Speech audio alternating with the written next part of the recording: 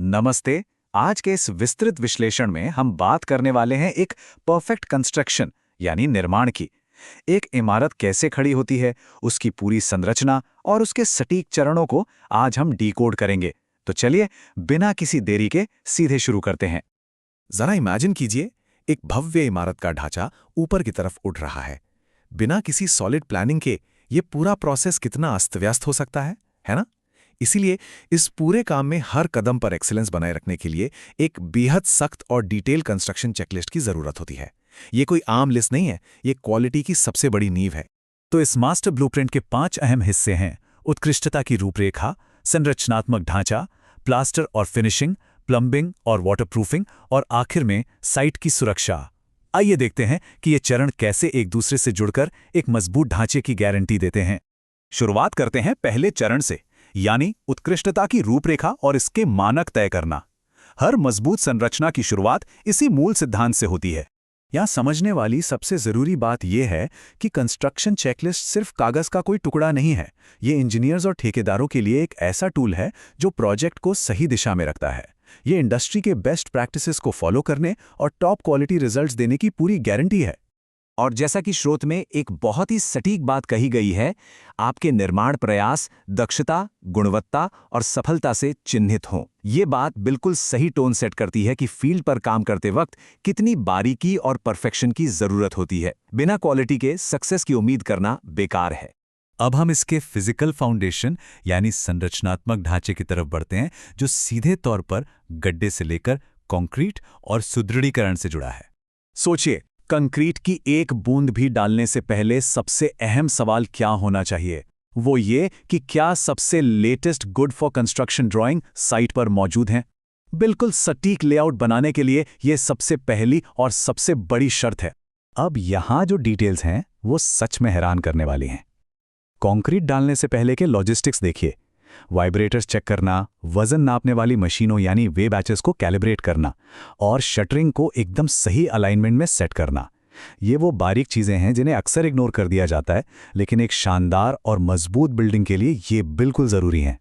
और quality control का ये प्रोसेस लगातार चलता रहता है। उदाहरण के लिए, अगर कंक्रीट की गहराई 500 मिलीमीटर से ज्यादा है तो उसे लेयर्स में डालना जितना जरूरी है, उतना ही जरूरी है बाद में शटरिंग को बहुत ही सावधानी से हटाना, ताकि कंक्रीट की सतह पर एक खरोंच तक ना आए। ढांचा तैयार होने के बाद तीसरे चरण में फोकस बिल्डिंग की सौंदर्य और सुरक्षात्मक परतों पर होता है, यानी प्लास्टर, टाइल और फिनिशिंग। ये बात काफी फैसिनेटिंग है कि धूल के छोटे छोटे कण या चिकनाई जैसी मामूली लगने वाली चीजें भी दीवार पर प्लास्टर की पकड़ को पूरी तरह बर्बाद कर सकती हैं। इसलिए प्लास्टर करने से पहले सतह का एकदम साफ और हर तरह की गंदगी से मुक्त होना सबसे बेसिक रिक्वायरमेंट है। फाइनल फिनिशिंग से पहले हर एक डिटेल परफेक्ट होनी चाहिए। साइट पर मिट्टी की जांच रिपोर्ट से लेकर बेडिंग मोर्टार की सटीक मोटाई और दरवाजों के फ्रेम का बिल्कुल सीधा होना, हर एक चीज को चेकलिस्ट से क्रॉस वेरीफाई करना एकदम कंपल्सरी है।